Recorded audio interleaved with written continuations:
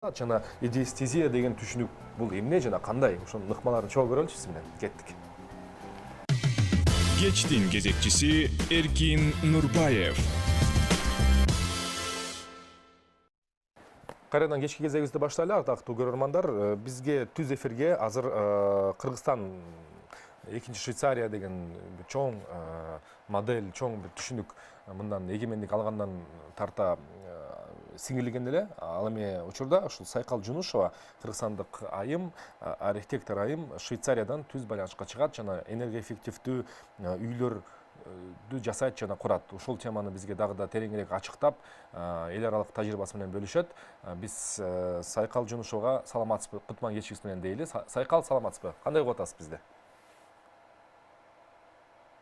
Саламатсызбы, Эркин, жакшы угуп атам. Арыбаңыз, иштериңиз, ден соолуктарыңыз баары жакшыбы? Амансызбы? Жакшы, рахмат. Баары жакшы. Андай болсо мен сизди дагы бир жолу тааныштырып кетейин. Сайкал Жунушова, архитектор айым, Оэкофакта архитектуралык бюросу Швейцария 2021 жылдын жаш архитекторлор бюролор арасындагы Швейцарияда өткөн конкурстун жеңүүчүсү, Кыргызстанда жана Швейцарияда энергоэффективдүү үйлөрдү жасайт жана курат. Сайкал, алгач өзүңүздүн кыскача мындай ишкердик жана окуучулук жолуңузду айтып кетсеңиз, канча жылдан бери ошол Швейцария мамлекетинде жүрөсүз, кайсы жакта окуп атасыз жана кандай кызматта илгерилеп, кандай ишти аткаруудасыз? Кыскача сиз менен таанышып алсак биринчиден. Рахмат. Мен КГУстаны бүткөм, 6 жыл окугам архитектурный факультетте. 2005 жылы бүткөм, анан 2019 жылы Швейцарияга келгем. Магистратурага тапшыргам, биякта архитектурный факультет болуп, анан 3 жыл окудум. Магистратураны бүтүп, 2012 жылдан бери иштеп келатам, архитектор болуп бул жактарда. Улайым 2017 жылдан кийин өзүмдүн бюромду ачтым, архитектурный бюро, проекттерди биякта, анан Кыргызстанда да жасап жүргүзөм. Сайкал, азыр эле мына сиздин алдыңызда биздин конокто Айбек Шаршымбаев деген мырза болуп кетти. Ал киши саман үй технологиясын салуу тууралуу өзүнүн ою менен бөлүшүп кетти да. Анан бизде биринчи ушул ачыктай турчу маселе бул энергоэффективдүү үйлөр дегенде мен сизге мындай суроо бергим келет. Ошо сиз жүргөн жерде, сиз жашаган мамлекетте, сиз жашаган коомдо энергия деген сөзгө кандай маани берилет жана эмне үчүн ошол сиз тарапта кайрадан жаралуу энергиясы, кайра жаратуу мүмкүнчүлүктөрү, кайрадан кайтарым энергияны алуу деги эле ошо көп мен угуп атам да, ошол энергия деп. Эмне үчүн маанилүү? Эмне үчүн маанилүү болуп турат? Ошону ачыктап берсеңиз. Туура, негизи энергия ал канчайым ресурс деп айтып коет, ал дайыма болбойт. Ал кандай үйдү салсак, ошолорго да энергия кетет. Кандай үйдү салгандан кийин да энергия кетет. Мындай жылуулукта кылгандан сактаганга, анан жайында да суукту сактаганга да энергия кетет. Ошонун баары энергия деп айтылат да. Анан кандай строительный материалды да колдонобуз, ошонун баары энергия деп, биякта аябай көп эмне деп коет, внимание көп берилет да. Көңүл, аябай көп көңүл берилет. Анан ошон үчүн да мен заказчиктердин деле биринчи суроо, алар өзүлөрү архитекторлорду истегенде эле билишет. Мен Экофактан профилди караганда, бул мындай энергияны сактаган мындай архитектор экен, ошого көңүл көп бурулат экен деп, ошон мага келишет, заказ кылышып. Аябай көп. Анан мен ошол 3-чү орунду алгандан кийин мага дагы ушинтип айтышты да, азыр аябай актуалдуу темаларды проект түзөт экенсиңер, ошон үчүн да мага 3-чү орун берсе, анан жүздөй архитектурный бюролор катышыптыр ошондо. Анан ошо энергия актуальный, азыр аябай актуалдуу тема да. Сайкал, Сайкал, кайсы материалдар менен иштейсиз? Кайсы материалдар ошол тарапта суроо талапка ээ болуп атат бүгүнкү күндө сиз жакта? Жыгач. Мен көп жыгач менен жана несущий конструкция деп коет. Бизде көбүнчөсү бетон менен салынат го, колонна, анан перекрытие, анан ушунун баары. Мен жыгачтан кылам. Жыгач, анан менин инженерлерим бар жыгач менен санашат, кандай жыгач керек. Анан жыгач, анан жана глина деп коет го, чопо. Чопко, ошо чопко. Анан Айбек айтып кетти, ошондой материалдар мен да колдоном. Салоом, анан натуральный материалдарды колдоном да. Ал аябай аз энергия кетет да аны кылган үчүн. Бакты мынтип өстүрөсүң, анан кыясың, анан колдоносуң. А бетонду кылган үчүн аябай көп энергия кетет да, аны ташты табыш керек, анан ташты күйгүзүш керек, анан аны кайта кылыш керек да. Ошо бетон кылганча чейин аябай көп энергия кетилет да. Ошон үчүн аны дагы эксплуатациядан чыккандан кийин аны да бөлгөнгө да аябай көп энергия кетет да. Мусор көп чыгат да, ошол үйдү салгандан кийин, эметкенден кийин да. Анан ошо баарын аябай санаш керек да, билиш керек. Кандай материалды колдонуу. Таш традициондук да, салттуу биздеги ошо материалдар таш, бетон, кирпич көп колдонуп өтөт да, Канча көп колдонуп өтсө, ошончолук анын экономикасы дагы жогору болот да. Өлкөнүн экономикасы дейсизби? Жок, көп колдонуп өтөт дегенде, мисалы кирпич ушул таштан майдаланып, бырчыланып, бышып, анан үйгө салынган чакта көп колдонуп өтөт. Канча көп колдонуп өтсө, ошончолук наркы дагы жогору болот. Туура, ошондой. Ал эми сиз колдонуп аткан материалдар бул табигый материалдар. Аябай оңой деп айтылат да, оңой производствого аябай кетет деп. Ошол эми сиздин жумушуңуздун баягы капчыгыңызга кирбейм, бирок экономикасы жана финансылык тарабын уккум келет да. Ар бир адам, мен ойлойм, дүйнөнүн кайсы бурчунда болбосун, өзүнүн күчүнө жараша, өзүнүн түшүнүгүнө жараша үй салат, там салат, колунан келгенинен. А бирок ошол сиз сунуштап аткан материалдар жана сиз жазып жаткан долбоор проектлер кадимки салттуу проекттерге караганда наркы кымбатыраак болуш керек деп ойлойм да менчи. Анан эмне үчүн ошондой? Бул эгер ошондой болсо да?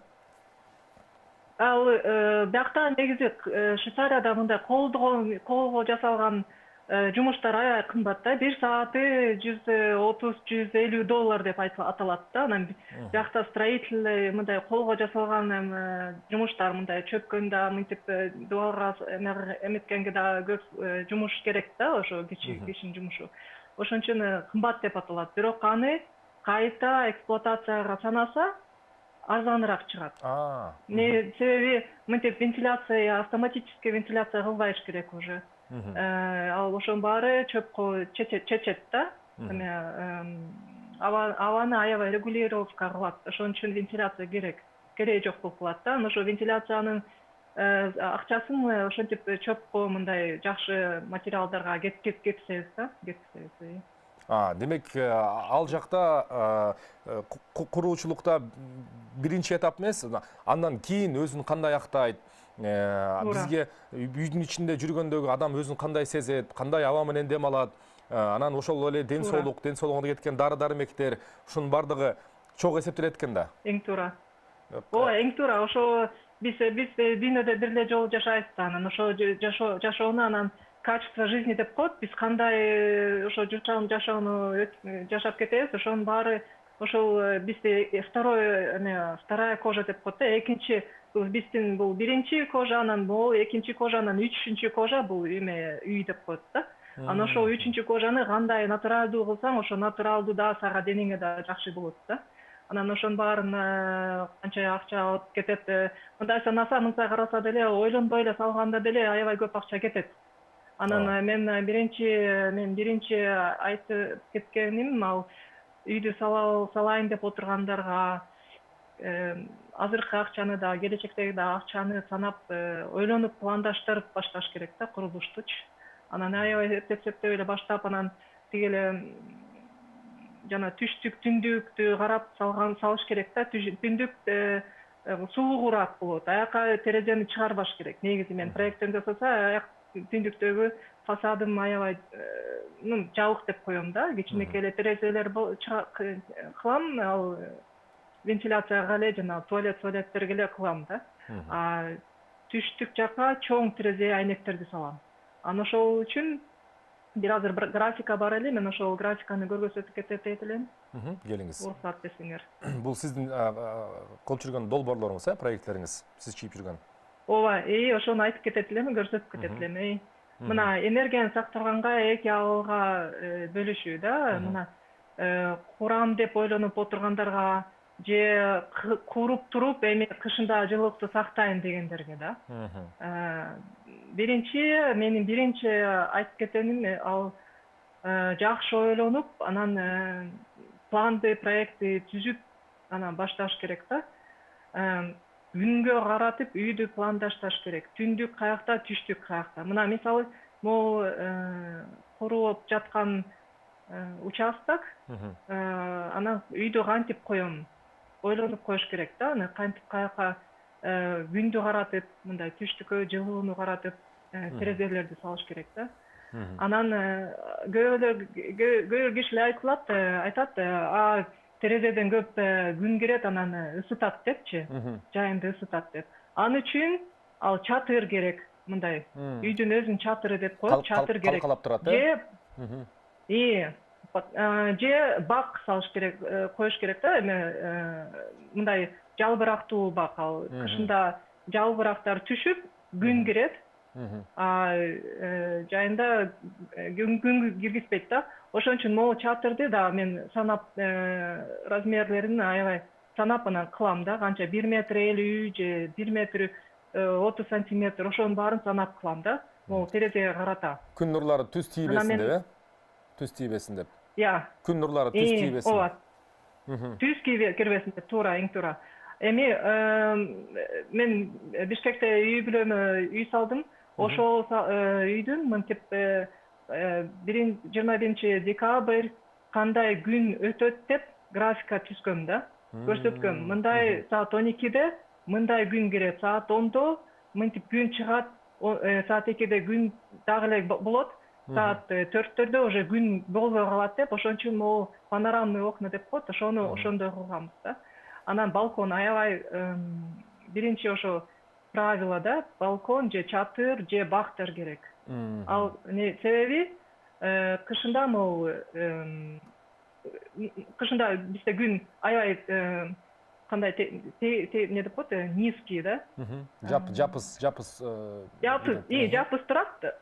Ошо жапыс турат, анан күн аябай кирип турат да ичине. Же март, сентябрда уже көтөрүлүп баштайт. Анан июньда аябай текст деп коебуз, мындай высоко стоит. Бийик турат, бийик тигилет да. Бийик турат, ооба, ошо бийик туруп, анан ошонун баарын санап кылса, аябай эле оңой эле да ушунун баары. Автоматизация кереги жок. Анан көп эле жана айтылып атат азыр технология керек депчи, хай-тек технология керек, анан солнечный панель, анан ошонун баарын деле кылса болот, ооба. Ал суу, жылуулук сууга деле кылса болот. Бирок негизи биринчи ошо мен айтып кетет элем, ошо кылып атканда кандай участокко мен үйдү салам деп ошонун баарын билиш керек да. Анан мына ушинтип кетет да. Анан ошо теплоизоляция да, аябай теплоизоляция керек да. Теплоизоляция жок үйлөр 100% энергияны же акчаны жейт дейм да. Анан теплоизоляция кылгандан кийин уже инвестициялар азаят да. 10 сантиметр, мына 10 сантиметр кылса уже 80% энергия сакталат. Түздө түз корреляциясы бар экен да. Теплоизоляция. Аябай чоң да. Аябай чоң, ошо анан 10 сантиметр же 20 сантиметрден да аябай көп айырмасы бар да. Бирок 20 сантиметрден 30 сантиметрге чейин уже жок. Ошондуктан 10 сантиметрбы же 20 сантиметр аябай айырмасы бар да. Бирок 10 сантиметр жакшыраак да, жок болгондон аябай эле ошону. Бер жагы дегенде 10 сантиметрлик изоляция бериш керек экен, э? Кереш керек, ооба. Бирок мүмкүн болсо 10 эмес эле 20 кылыш керек да. Ошондо аябай эле жыпжылуу, анан жайында деле муздак жакшы болуп турат да. Анан теплоизоляция жок болсо, анан ошо мына меш деп коет го, мешти деле кылганда деле жакшы кылыш керек да. Анан ошо изоляцияны салгандан, үйдү салгандан кийин теплоизоляцияны сыртта да кылса болот, ичинде да кылса болот. Анан ошо полду да аябай полду жана крышаны да изоляция кылыш керек да. Вау. Мындай дуалды дебейли. Анан ошо мен айтып кеткенде чоң терезелери түштүк жакка чыгарам. Могу батыш жактарга, особенно батыш жактарга жайында ысык керет. Себеби күн кирип турат, ошентип чоң жана длительные западное солнце деп коет, батыш күн аябай ысыкты киргизет да үйгө. Ошон үчүн бияктан кылбай эле коюш керек. Ооба, күндүн батыш жакты көздөй кеткени узагыраак болот эмеспи? Көпкө чейин батат да. Ооба. Ошондой. Анан ошо бир күндө ошо күндө күн ысып, анан дагы көпкө түшөт да, ысып, анан тил таштар уже ысыды, дуалдар баары ысып, анан ошондон кийин дагы көп ысык кирет да негизи терезеден. Анан бизде Кыргызстанда жакшы көрүшөт го, чоң үйлөр салгандычы, ойлонбой эле тигил мен кошунам байкем тигил жердем ошо 3 этаж салып эле мен 4 этаж салам деп социалдык мындай показательный кылыш керек да, бизде обязательно статусту көрсөтүш керек. Ал туура эмес. Себеби ошондой канча площадь кылсаң, ошончо площадьты жылытыш керек, анан да муздатыш керек, багыш керек. Ооба, багыш керек. Чын эле кандай акча кетет ошого. Анан аны куруп атканда деле көп акча кетет. Же форма кылганда аябай да байкаш керек да. Биздекилер мынтип жөнөкөй эле квадратный кереги жок, мындай прямоугольный кереги жок. Мен мындай балконду чыгарат элем, анан тиякта мындай бурчту да чыгарат элем деп ошентсе, анда мындай сравнение кылса көп периметр, мындай периметр деп коет да. Ошол периметрдан деле көп кандай десем, курулуш материалдары кетет да. Утулуп каласың көп жерден. Ойлонбой калсаң аябай утулуп каласың. Мына 100 квадратный метрди мындай сравнение кылсам, бул форма же бул форма, булдан 40 эле метр периметр кетет да. А мындай сложный форма кылса 70 метр кетет. Bunun бардыгы эсептелип чыккан экен да. Ооба, эң мындай жакшы форма деп аталат, мындай тоголок. Биздин боз үйдүн формасы. 100 квадратный метр, анан 32 эле метр периметр кетет да. Ошон үчүн ойлонуш керек да, мен канча площадь керекти мага, жети мындай не деп коет, жылуулук комнаталар керекпи же 4 же 3 эле жетишеби деп, ошонун баарын деле ойлонуш керек. Меш салганда өзүнчө түтүк өткөзүш керек деп, абасы көбөйт. Сырттан абаны тартат. Ооба. Меш мындай бизде свечканы мынтип күйүскөндө же не деп коет, лампаны күйүскөндө делечи, керосиновая лампа, ага воздух керек, аба керек да. Анан ошон үчүн биз меш салганда ага атайын өзүнчө түтүк өткөзүш керек да. Ал ошо абаны киргизет. Аны кылбаса, андай терезеден, эшиктен, полдун астынан ошону абаны тартып турат да. Ошон үчүн муздатат үйдү. Печканы күйгүзгөндө, анан биздикилер да эшикти жаппай эле ачык мешти салганда аябай жаман энергия кетет да, аябай көп кетет. Ошон үчүн салганда мынтип өзүнчө түтүктү өткөзүш керек да. Анан ошон үчүн бияктын баарын жакшы терезени кылып, жакшы эшикти салса, анан өзүнчө түтүктү өткөзсө, бул да энергияны сактап калат да. Анан ичинде да мынтип Айбек айтып кеткендей, саман менен теплоизоляцияны кылса болот. Например. Анан кантип күйүп кетет, үй өртөнүп кетет дегенде туура эмес. Буну чөпкө менен обшивать этип койсо, же гипсокартон менен обшивать этип койсо болду. Акай аба кирбейт.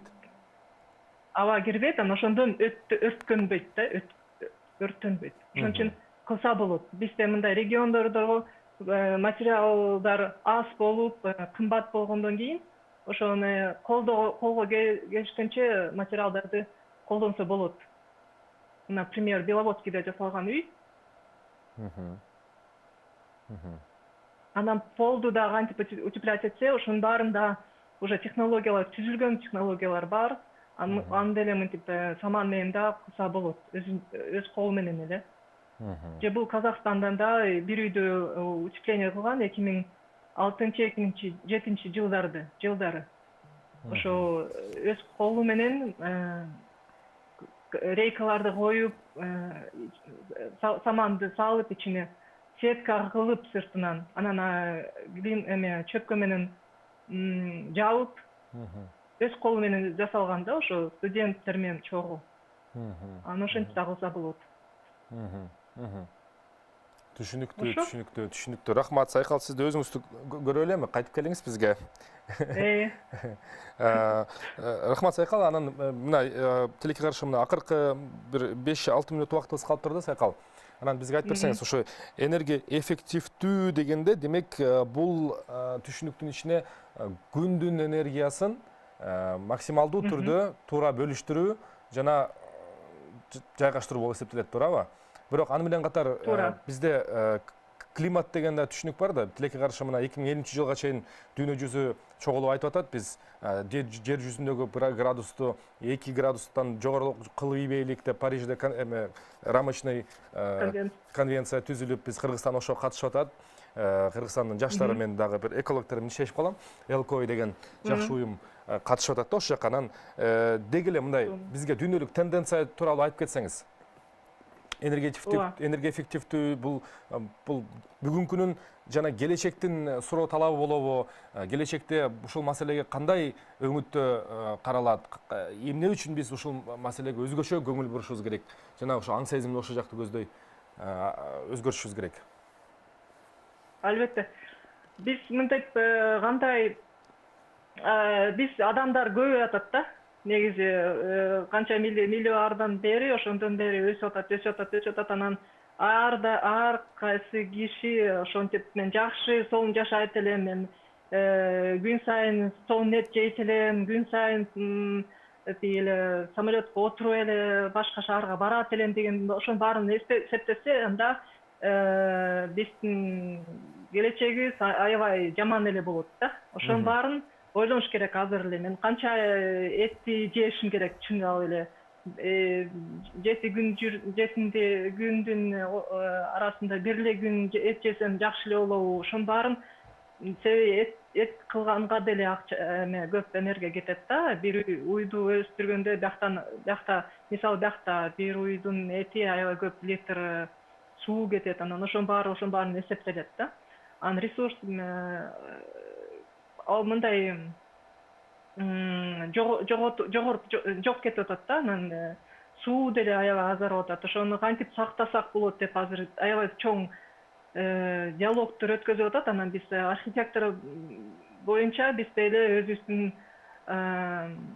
идеяларыбызды, өзүбүздүн жумушубузду кайта жаңы ойлонуп, жаңы келе атабыз да, кандай проблеманы, кандай решенияны чечебиз депчи. 6 октябрда мен бир докладка чыгышты Цюрихке. Ошо мен жумуштарымды өзүм айтып кетейин, жумуштарымды көрсөтүп, чөп колгондонгонду, ошо кантип колдонсо болот, проекттерди, заказчиктерди кантип ошолорго жеткирсе болот деп ошонун баарын айтып кетем да. Ошо аябай чоң диалог өтүп атат да ошого.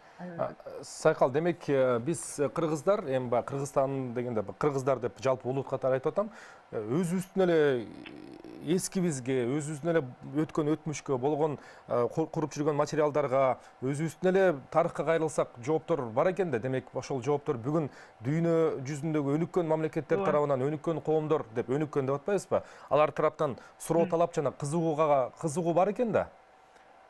Демек биз ошол бир аз артка кылчайып карап, жаңы технологияларга экөөнү мындай бириктирген жерден дүйнө жүзүнүн элинен артта калбайт экенбиз да. Мен ошондой ойго келип атам. Кандай дедиңиз?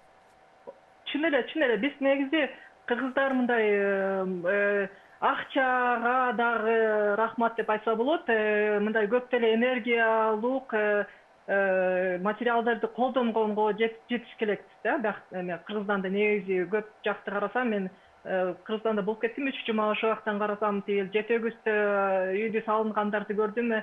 Каркасты, железобетонный каркас коюп, анан ичинде глинобитный кирпич жана саманный кирпичти салышат, акчасы жок депчи. Анан аны не деп коет, бедный деп алса болбойт. Аны аябай сонун деп мен жакшы көрдүм да, сүрөттөрдү кылып, бияка алып келип көрсөттүм да, биякта бизде ошондой салынат, бизде мындай энергияны сактайбыз деп, ошон бияктан Кыргызстан жөнүндө көп айтып кетем да, ошентип. Анан бизде деле негизи кыргыздарды ошо келечекти ойлоп эле, же мындай кантип айтсам, ошондой эле мурун деле биздин ата бабаларыбыз ошонун баарын эле ойлонуп эле жүрүшкөн болуш керек дейм да. Мынтип баарын кылып, баарын жасайбыз, баарын колдонуп дебей эле жакшы акырындап келаткан да. Анан мындай строительный рынок азыр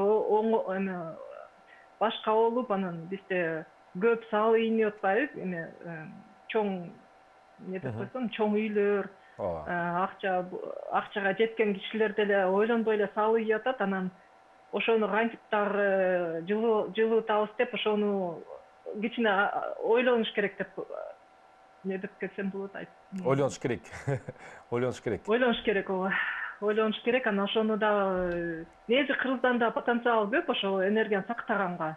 Бизде материалдар бар, ошо кандай десем, кишилер деле кылат ошондой кирпичтичи, бияктан унутуп кеткен уже ошонун бар технологияны. Кайта кириш керек. Кайра жаралаш керек, кайра артка кылчайып караш керек, жана ренессанс керек деп атпайбыз? Сайкал, биздин убактыбыз келип калыптыр, бирок ушул кыска аралык ичинде сиздин долбоорлоруңузду көрдүк.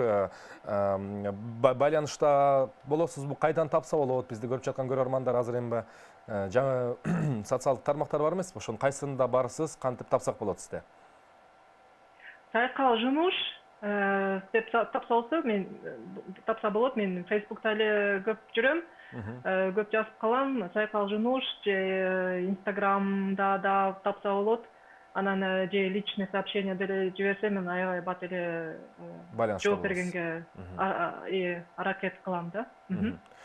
Страница бар, веб-сайт страница проекттерим жөнүндө, ошол жакта да контактный данные бар деле бар. Чоң рахмат, Сайкал, сиз алыста туруп дүйнө